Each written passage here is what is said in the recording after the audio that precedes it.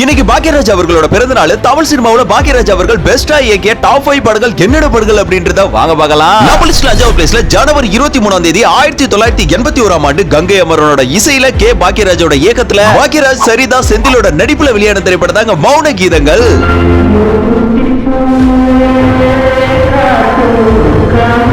நபலிஸ்ட்ல 4வது பிளேஸ்ல அக்டோபர் 26ஆம் தேதி 1981ஆம் ஆண்டு எம்.எஸ். விஸ்வநாதனோட இசையில பாக்கியராஜோட இயக்கத்துல பாக்கியராஜ், ராஜேஷ், அம்பிகா இவங்களோட நடிப்புல வெளியான திரைப்படம் தாங்க அந்த 7 நாட்கள்.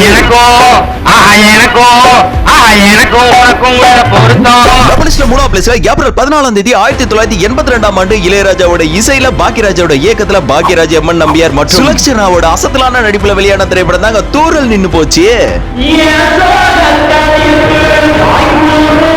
நபலிஸ்ட்ல 2வது பிளேஸ்ல செப்டம்பர் 14ஆம் தேதி 1984ஆம் ஆண்டு இளையராஜாவோட இசையில பாக்கியராஜோட இயக்கத்துல சிவாஜி கணேசன், பாக்கியராஜ், ராதிகா, பாரதி ராதா உட்பட பலரோட நடிப்புல மட்டும் இல்லாம ஒரு நடிகன் ஆகணும்னா எந்த அளவுக்கு கஷ்டப்படணும் அப்படின்றத உணர்வுபூர்வமா உருவாக்குச்சிங்க இந்த தாவணி கனவுகள் திரைப்படம்.